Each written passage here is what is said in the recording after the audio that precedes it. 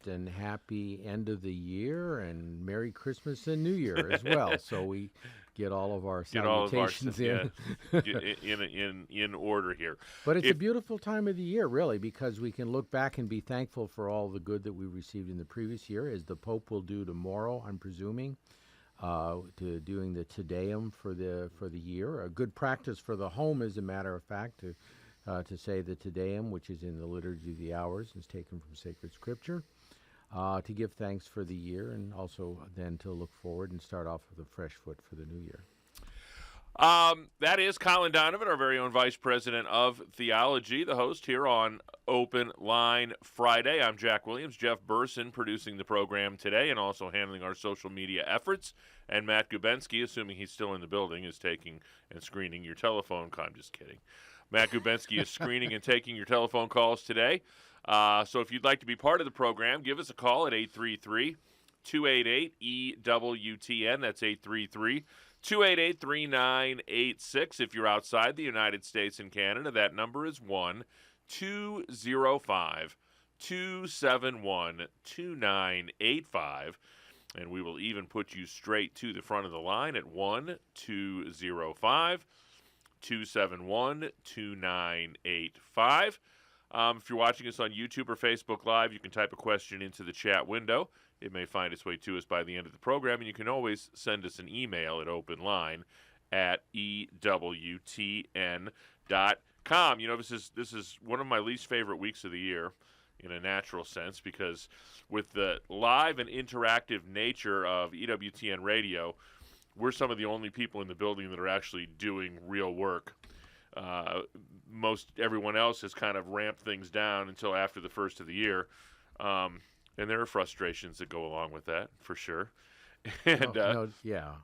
So, well, it's a big vacation time here, as you might imagine, when you don't. Oh yeah, when you yeah, have not canned, but live program producing from others, coming from Rome and from the Basilica and different places. It gives a lot of our people here a time to, That's right. take a break, and so the house is not empty, but it's certainly been depopulated a little bit, and next week we'll repopulate. And it also gives you a really good realization of just how many people you rely on for all of the things that you do every day, because when they're not here, you notice them when you don't appreciate them as well as you should probably when they are so here. True. In the news recently, Colin, is the health of the Pope Emeritus Benedict XVI. He appears to be stable and resting comfortably, so I don't think that his demise is imminent, but he is 95 years old. He's not going to live forever. We are confident of that. Yeah. Just a couple words on what people can expect, because it won't be, and there won't be an interregnum period, and the liturgical celebrations will not be quite the same as they would for a deceased pope. So just give us a little 30,000-foot view of what we can expect Sure, yeah. In the future when this event does transpire. Well, not to bail on the question at all, but at least to point people to our Catholic News Agency service today had a very good article from an expert on protocol from Rome on some elements of this. And a good deal of it is not known. The papal household, and in fact the office of the pontifical celebrations, is, we understand, working on the exact details of this.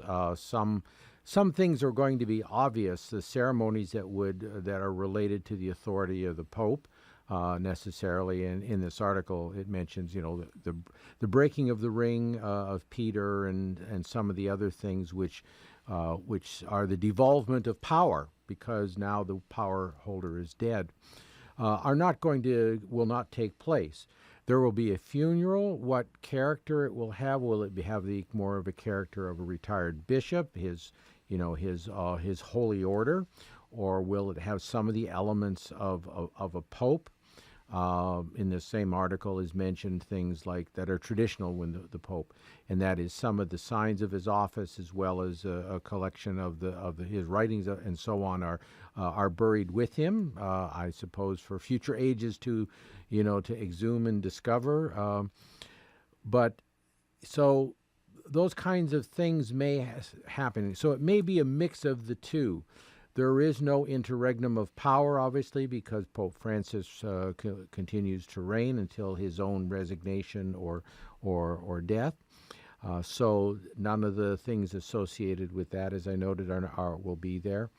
And he, of course, with supreme authority, will determine in the end what his subordinates propose, how those will exactly be implemented. So they must clearly pass muster and appropriateness with the Pope himself before we will see them. So a bit of a mystery there, but I don't think it's no mystery the reputation of Pope Benedict for his intelligence, for his theological labors, for his own personal holiness, despite the slanders that have been thrown against him over the years from his election even, and so I think it would not be surprising to see other news down the road with respect to this Pope, as we did with John Paul II and Paul VI and John XXIII. So we'll leave that to the future, and we'll leave that to the providence of God. And I think really it's fair to say that many of the negative connotations that were associated with him, especially as the prefect for the Congregation of the Doctrine of the Faith, were really, in a large part, laid to rest during his pontificate. Wouldn't you agree? Yeah, I think so. I think from certain quarters of the church there was,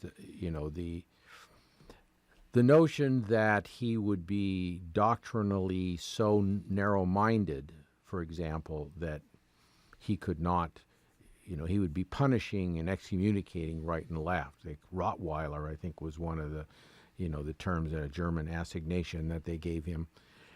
Simply weren't true.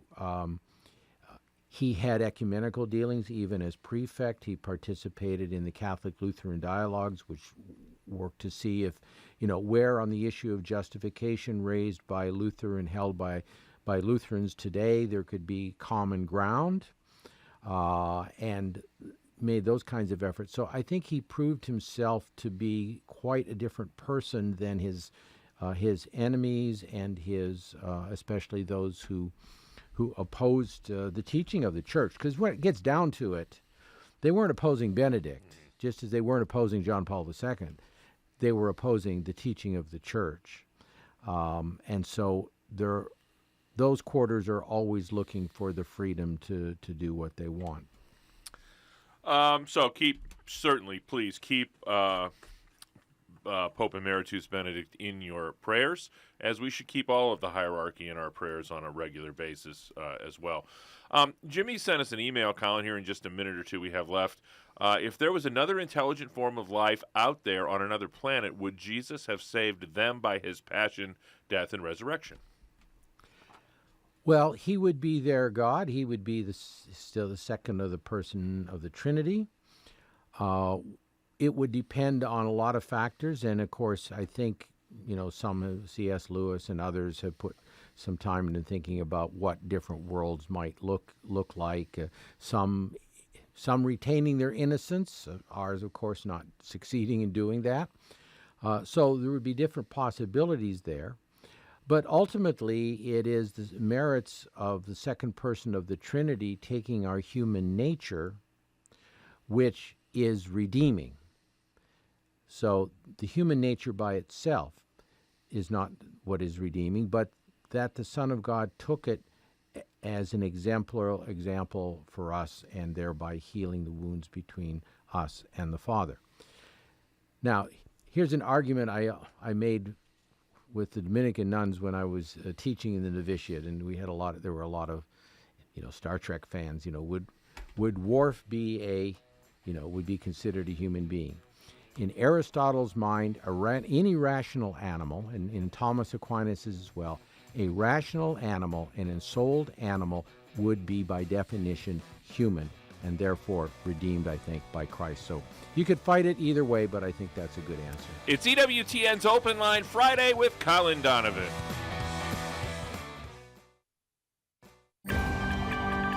The most original Catholic content is on EWTN Radio. This is Debbie Cowden. This week on The Catholic Sphere, I'm joined by three remarkable women to discuss the true meaning of being open to life and how they share the fruits of their openness to God's love in good times and in bad. The Catholic Sphere, Sunday afternoon, 2:30 Eastern on EWTN Radio. This is Life Issues with Brad Mattis, president of Life Issues Institute. Sometimes what we expect out of life is entirely different from what God ordains. Satu Gonzalez from Sweden had a miscarriage at 21. Because of complications, she and her husband gave up on having children. But God had other plans. In 2008, the couple had their first child. Then every year for the next 10 years, another baby was added to the family. Number 11 child came on November 11. Exhaustion is frequent, but Satu says the smiles and love of children is the best reward for my care for them. She recovers quickly from pregnancies, and to say she keeps active is an understatement. A video of the siblings holding their new brother is very moving. Watch it at lifeissues.org and click on the microphone icon. Follow us on Twitter at Life Issues USA and stay informed, more informed than you've ever been.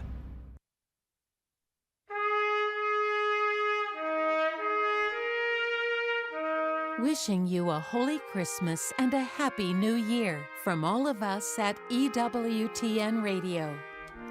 You know, through redemptive Catholic journalism, EWTN News helps advance the gospel and teachings of the Church. You can get trusted Catholic news right to your email inbox. Simply visit EWTN.com and click on subscribe. Wide open phone lines for you on this Friday, the final Friday of 2022. Colin Donovan is at the ready to answer your questions. Pick up the phone and give us a call at 833-288-EWTN. That's 833-288-3986. We have an email from Kimberly Collins. She says, as a Catholic, should I be more independent politically? The church doesn't have a preference for either party. What the church has is a preference for the truth and a preference for the great issues in faithful citizenship, as well as in other documents of the Bishops' Conference and Catechism and the Compendium of the Social Teaching of the Catholic Church.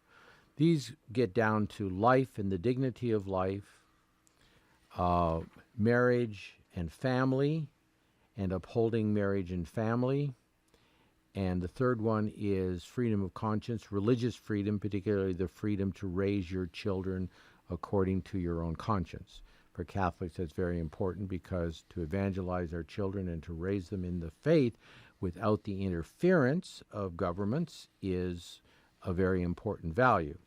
Likewise, marriage and family, that the true nature, authentic nature of marriage and family life be supported by the government. That's its natural duty to do, and not support things which are contrary to marriage and family life. Unfortunately, in the modern world, those are rampant in all of the Western societies, which formerly would have formed, more or less had a Christian worldview. That's no longer the case. And of course, in the life issue, without life itself, you can't have any other of the freedoms, any of the other social goods and values. So the protection of life from conception to natural death, the protection of life in the laboratory, that it not be created in the laboratory, destroyed in the laboratory, experiment on in the laboratory. These are all important, as is the dignity of life once it's conceived and born into the world. So the Church has many things which it teaches about health care that ought to be provided and what is deserved by people in their human dignity, the treatment of others in their dignity, whether we agree with their lifestyle or other characteristics. They still have human dignity, redeemed by Christ, additional to that created dignity. And you can go on down the line. These are the values which you measure politics. You don't measure the Church by politics. You measure the politics and the politicians by the teaching of the church, especially these three great values of life and its dignity after birth, of marriage and family life and human sexuality and all that comes with that, and of freedom of conscience, which includes and especially includes freedom of religion, without which the church can still exist because Christ would ensure that it exists, but no society that considers itself to be free and to respect freedom would ever or should ever prevent the church from evangelizing and spreading the gospel and her teaching. So make those measurements, and regardless of party or politician, you will vote rightly. Big shout out to one of our longtime EWTN radio family members. Sacred Heart Radio in Cincinnati is celebrating their 21st year as an EWTN affiliate. They serve the greater Cincinnati area with 3 AM and FM signals.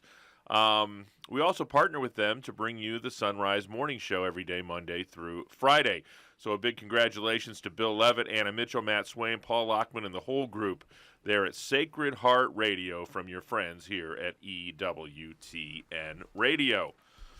Again, still we have some wide open phone lines. It's a sleepy Friday here at the end of the year. 833-288-EWTN is our toll-free number. Pick up the phone and give us a call. I don't want to have to console Colin after the show.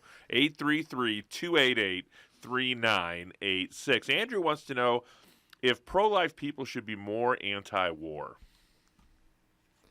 Well, the church is anti-war. Paul VI said, war never again. Now, what does that mean? That means that our objective ought to be that there be no need for war. That means diplomacy, that means negotiation. But frankly, sometimes we know that against aggressors, there's no other alternative. I don't think there was an alternative in World War II with regard to Hitler or the Japanese. I don't think there was, during the Cold War, which had its hot breakouts in different places in Southeast Asia and in Africa and even in the Americas, that there was anything other that you could do than oppose the expansion of communism and the loss of freedoms in life that would go with that.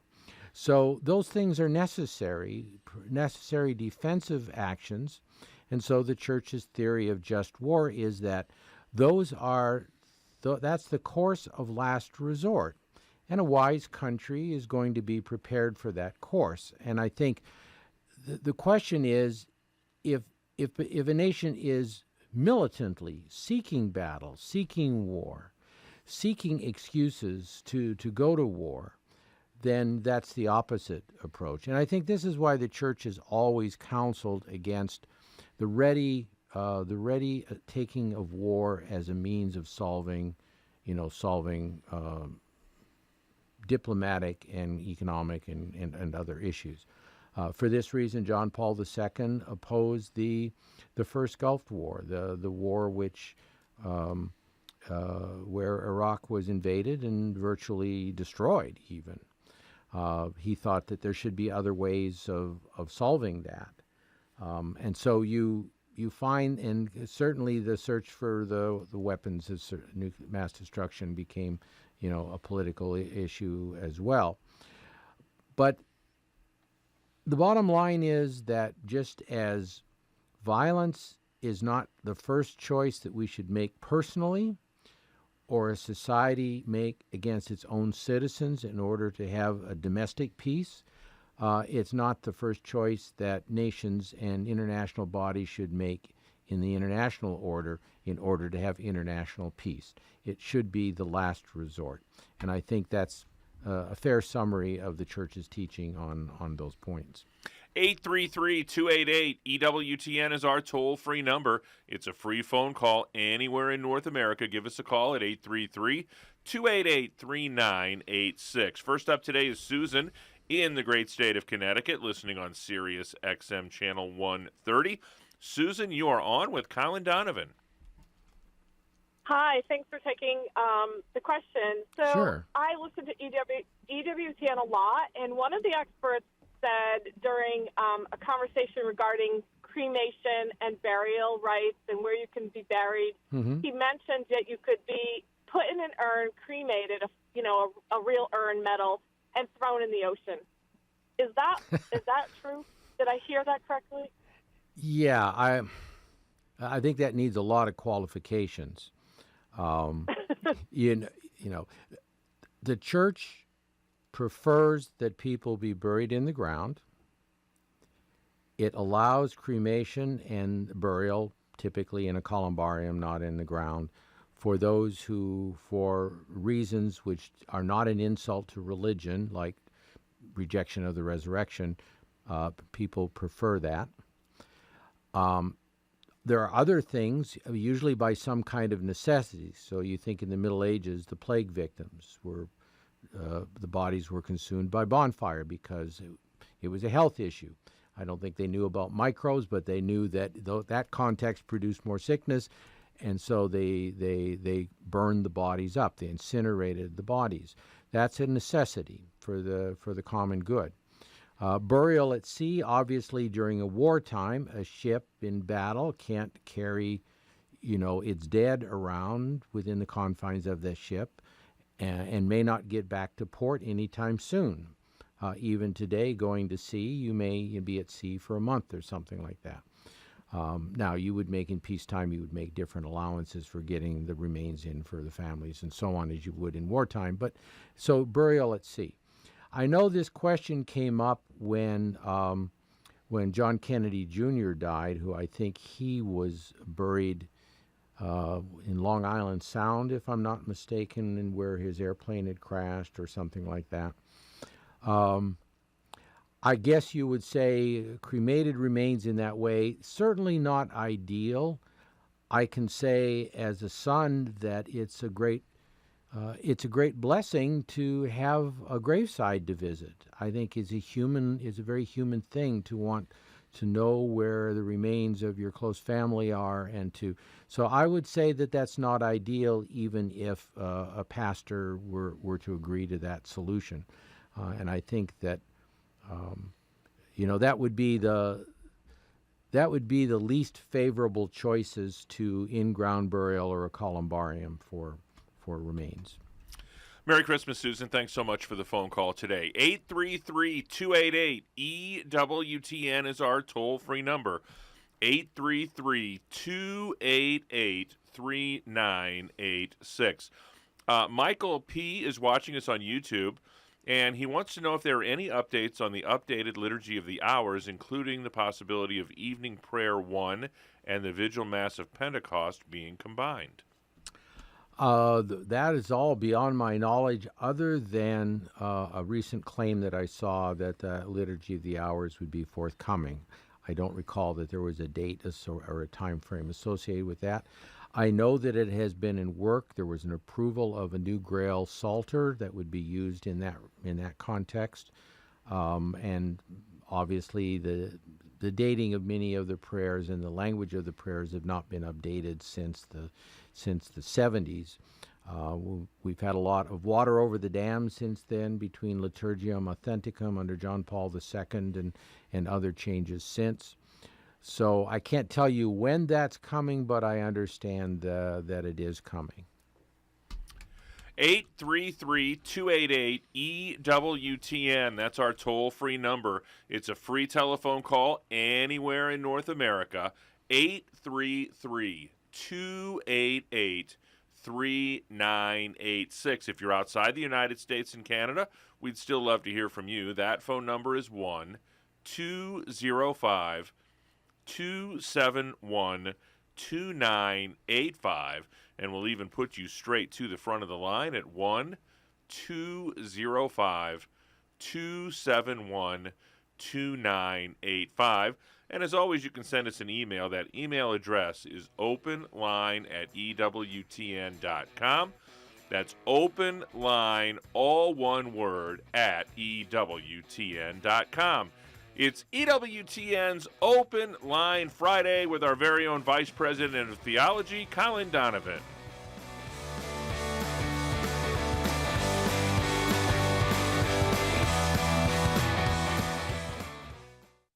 Bishop James Conley talks about the National Catholic Register. I've been reading the Register for over 40 years, and I can tell people with absolute conviction that it's the best periodical out there.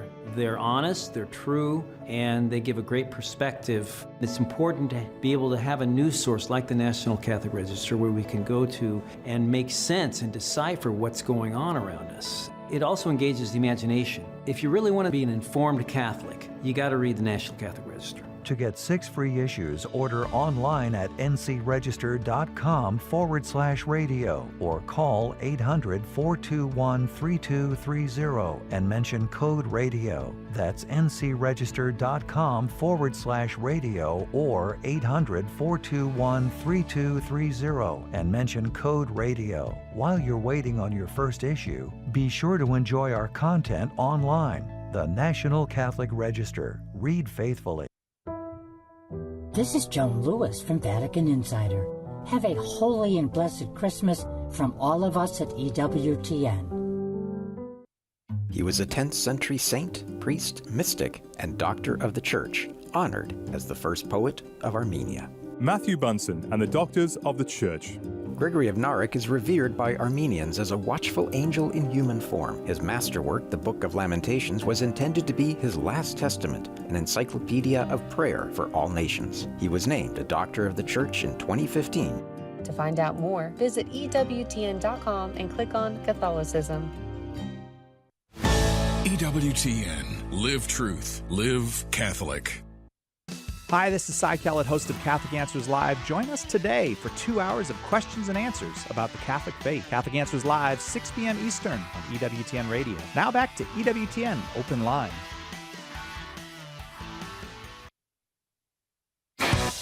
This is Open Line on the EWTN Global Catholic Radio Network.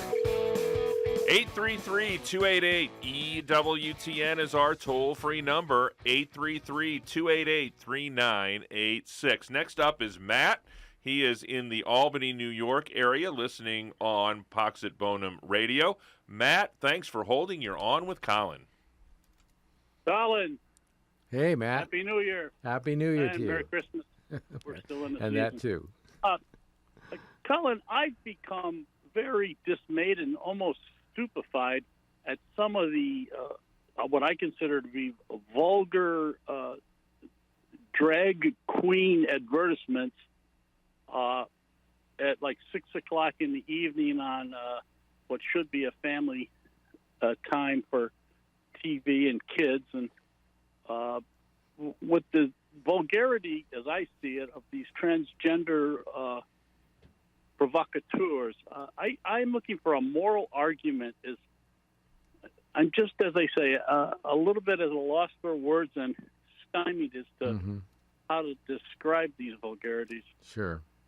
Well, I mean, this is the whole problem, too, with the drag queen storytelling in libraries. You've got big institutions, the American Library Association, the American Educational, different constituencies pushing this kind of thing because they want everybody to subscribe to the new ideology, the new old ideology, I suspect. I'm sure it's not the first time in history such stupidities were done. You get some hints of some of these kinds of things in some of the ancient authors, especially of the decline of the Roman Empire. So human beings descend into this usually about the time the civilization is about to implode. So it might be recourse to prayer would be the most effective thing here.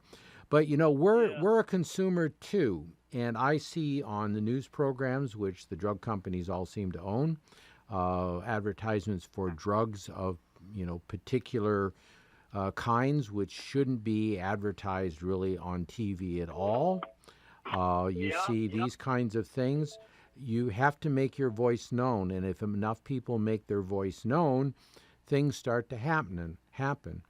Now, I noticed recently, we all watched as Disney looked like it wanted to try to totally destroy its reputation, which is now only 95% destroyed, but nonetheless.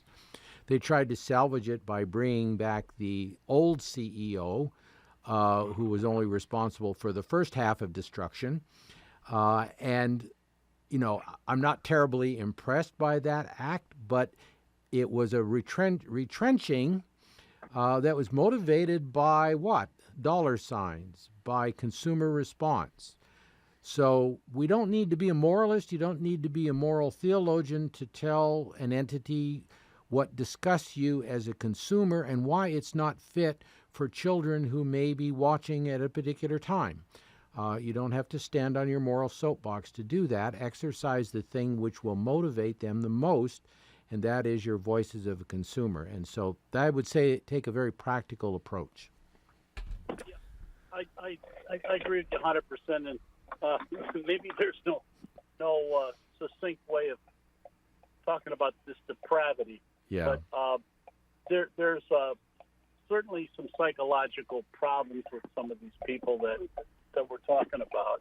But what I would like the listeners to know is that in my research, it's basically CBS. They own a lot of different subsidiaries, and for them to promote their own MTV vulgarities, they pepper their other affiliates with ads. Yeah, and there's certainly, I think, plenty of that to go around. Yeah. You really have to look long and hard to find something that's void of objectionable content. No, and a Wikipedia search will very quickly tell you all the companies that are part of the media conglomerates, and you will see them, of course, promoting their own things. We have to endure it we'll have to endure it during the New Year's Day parades. We had to endure it during the Thanksgiving Macy's parade, as whichever channel you were watching, and the parade itself promoted certain things which were close to their hearts. Of course, this is capitalism, and we have to recognize that it's also a fruit of that.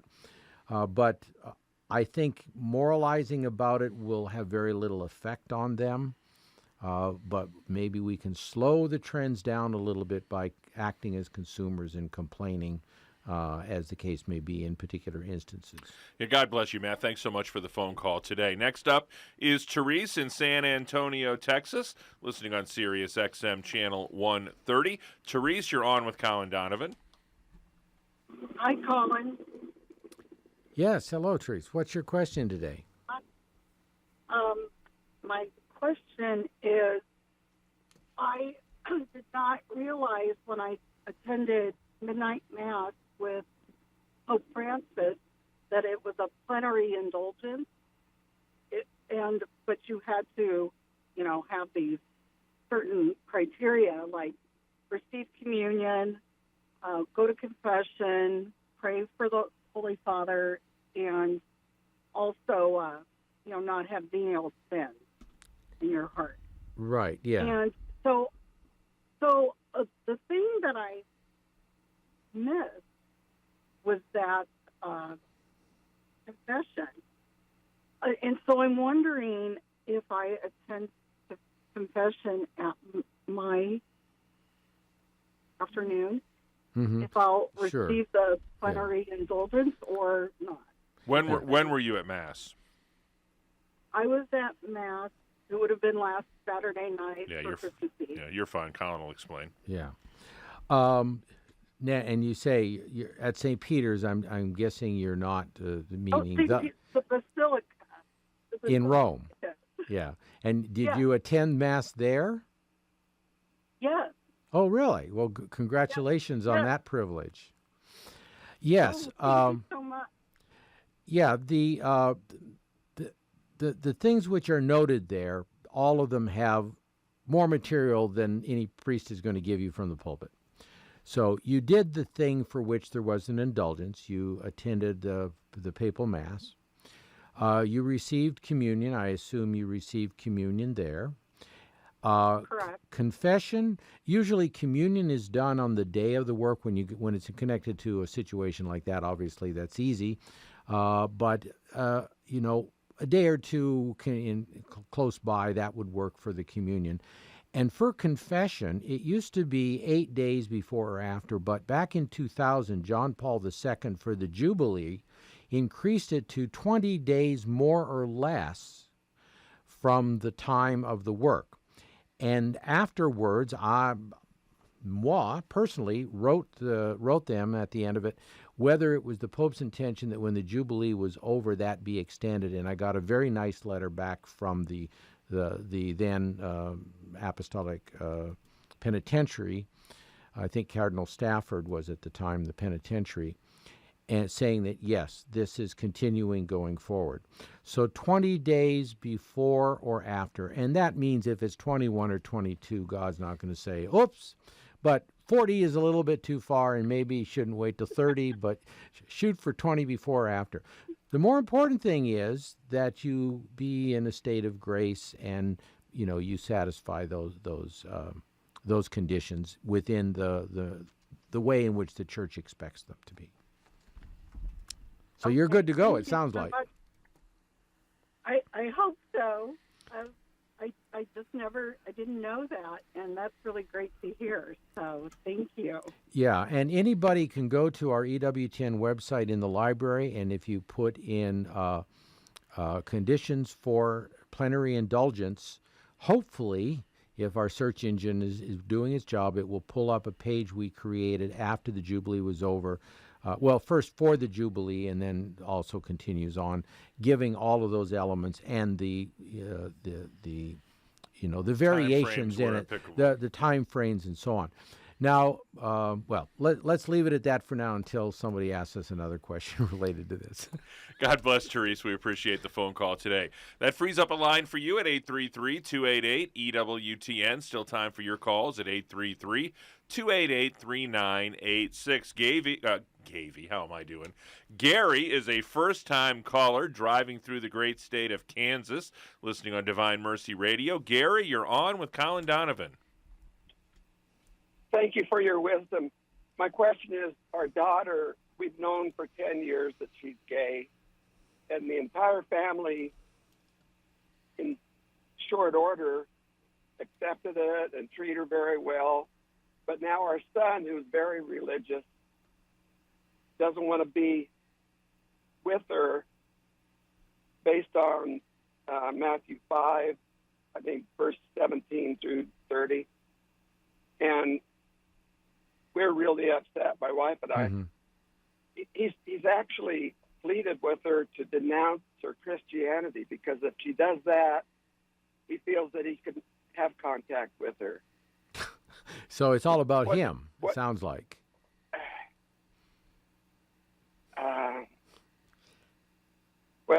Are you familiar with that scripture? Every scripture has a context, and private interpretation of scripture is never a good idea. It's why we have the church. So if he's a Catholic and he thinks he's being a faithful Catholic by doing that, that might be a place to start. The other thing is,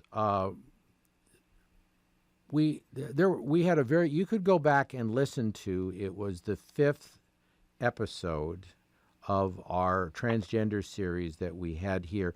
It first aired on television as a unit, and we did it over 5 days with each of the different interviewed persons. And the 5th one was on the pastoral side, and the priest who is the head of the Courage organization, which is deals with homosexuality, gave some very good answers, and I would encourage you and your family members to listen to them. Accepting the person that you love, who is your daughter, whom God gave you responsibility for, and who may have fall short of how she ought to be living, either before you as her parents or before God, is quite different from accepting her gayness as being something willed by God for her. We don't do that. In God's providence, He has allowed that to occur. We love the person. I mean, the old adage is essentially correct. Love the sinner, hate the sin. So nobody will ever be converted by condemnations and by condemnations or by estrangement. But you can convert somebody by showing the charity of your love for them, even though you have a profound disagreement with whatever their behavior is, whether it's that or other. Yeah. So, and I think that is what has to be impressed upon him and maybe on your family generally and others in similar situations. We will leave the condemnations of the person as an individual to the one who has the authority to that, and who said he would only do it at the end of the world, or the end of each life, of course, will be the end of that person's world. In the meantime, we have to be the encourager of transformation. Transformation is done through grace. And if you're not talking to somebody and if you're pushing them away, you're never going to have a transformative effect in their life or be an instrument of grace. So I would go listen to that 5th episode of our transgender series. It'll be in our, is it in our podcast area? Or it's in our podcast area. It's also in the TV side of the website. You can watch the whole show. You can watch the entire deal. Yeah, it's called The Transgender Movement, What Catholics Need to Know. Yeah. And the 5th one was particularly with good. Father Philip Ochansky, who is the head of the Courage Apostolate, which is specifically to people with a homosexual orientation. Thanks so much, Gary. We appreciate the call. Will this program be on podcast also? Absolutely it will. Yeah, you'll find it all online. Okay. Yes, sir. Thank you very much. All right. Thanks, Gary. We appreciate the call today.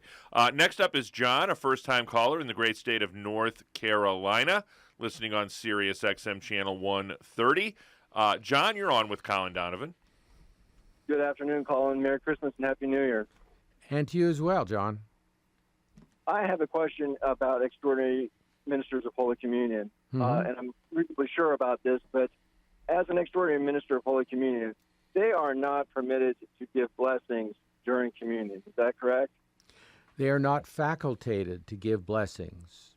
Where do I find that as proof? By the very nature of the thing. Who gives blessings in the church? Bishops, priests, and deacons in places where the law permits them. But if somebody were to come up to me and say, okay, John, well, I don't believe you, show me. Is there something in the germ or? No, because there's nothing in the germ forbidding that Mass be celebrated in a clown suit, surprisingly something that was actually done in a cathedral in our country back in the 80s. You follow the general instruction, and the general instruction is telling you what to do. It doesn't tell you all the silly things you can do outside of it. The faculty of distributing Holy Communion is the only ecclesiastical faculty given either to me as an installed acolyte or to an individual deputed to be an acolyte, or to be the equivalent, an extraordinary minister of Holy Communion. That's just simply common sense. You're given a certain authority by the people, by the church. You can't go beyond it. Now, touching on this area, you could go to a document from the 90s on the relationship of the non-ordained to the ordained minister, put out by the Congregation for the Doctrine of the Faith. It actually was put out by 8 congregations simultaneously. And in there, it speaks about the confusion of roles.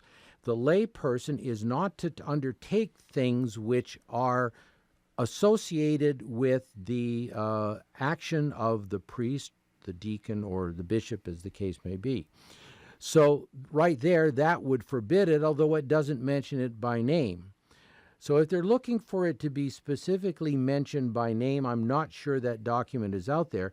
But these clear distinctions the Church has between the ordained and the non-ordained ministry, which gives to the ordained in canon law to priests the general faculty to bless, and to deacons the faculty to bless in certain situations, like to bless holy water for baptisms or other contexts, holy objects, and so on. Those kinds of things are expressly given in law, and the canon law says that. What you will not find is the canon law saying anything about the blessings given by lay people. Now, that being said, there are natural blessings. I, as a parent, bless my children every night because God entrusted them to me. I have authority over them. The parish priest, the priest is serving there. Priest celebrate, he has authority there, and he's acting within his authority. The bishop in his diocese and so on, acting within the authority of a bishop for this body of people. The Eucharistic minister is exactly what they are called, the extraordinary minister of Holy Communion, but not extraordinary minister of Holy Communion and blessings. That's all the argument you need. If they don't buy it, they don't want to be convinced. And it sounds like that same line of reading would be the lady demonstrating the orange position, where in the Germ it doesn't say that you can or cannot, but... Right. Rome was against that. Our U.S. bishops in the late 90s, I think, they sort of played with that.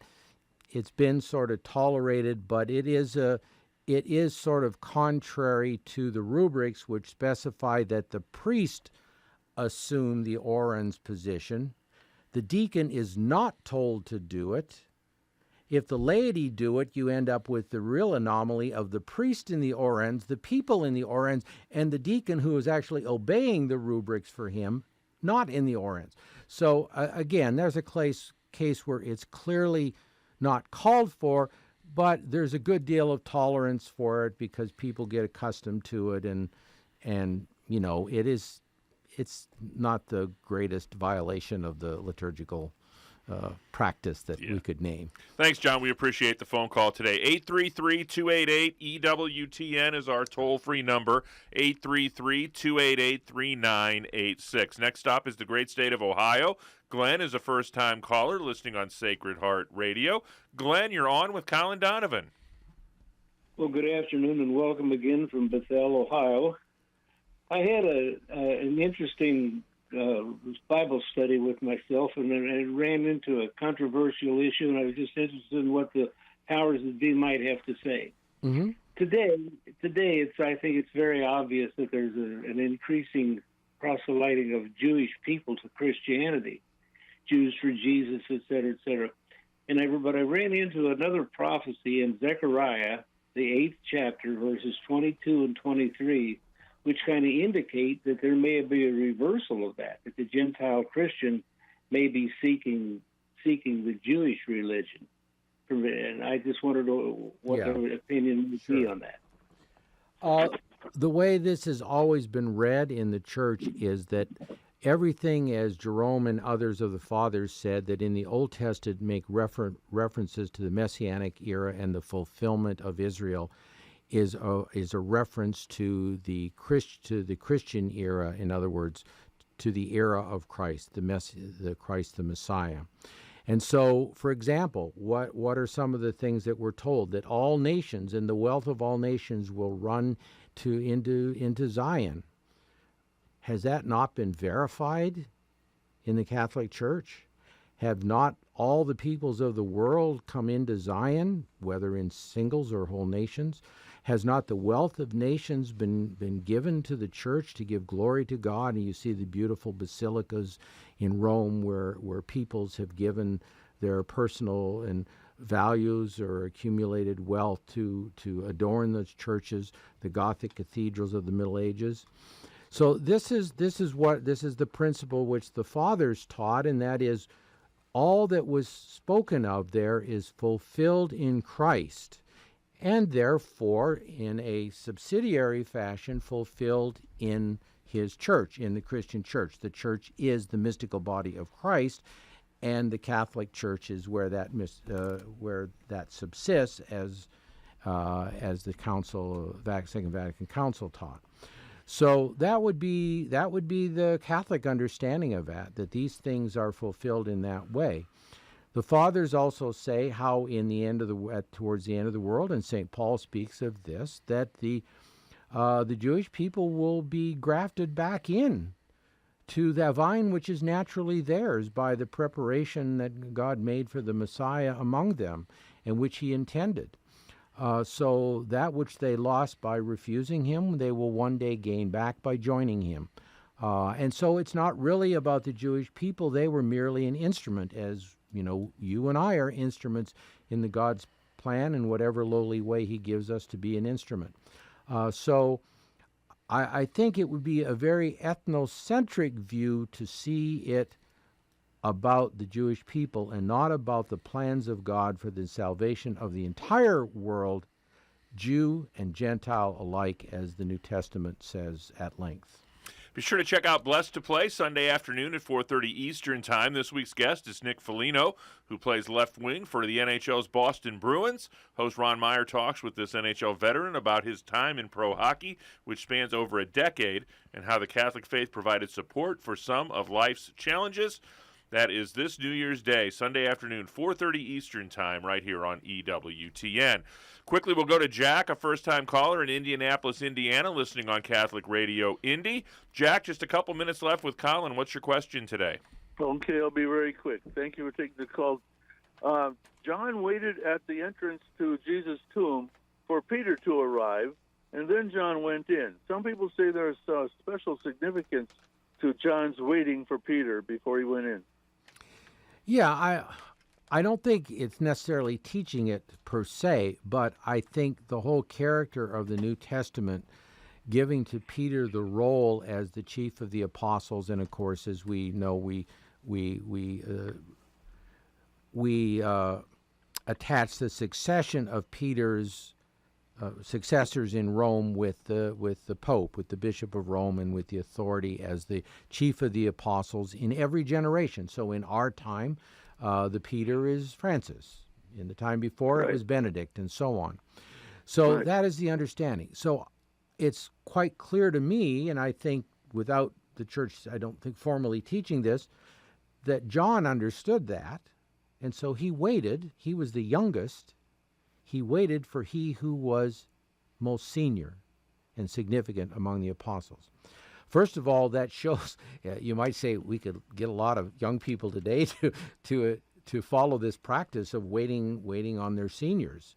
Most cultures, this is the normal thing. And it may have been simply a normal thing in those days, and I likely was, for a well-raised Jewish boy to wait on their seniors. But I think it also has that greater significance of the youngest member of the Apostolic College waiting for maybe not the oldest in age, but the most senior in position among the apostles.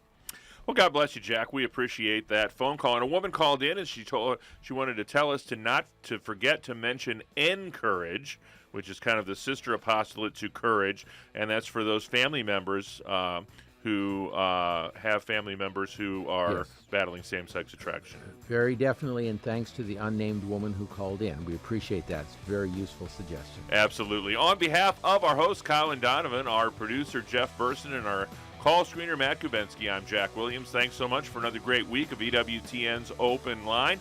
Back at it again on Monday. Until we get together then, God bless.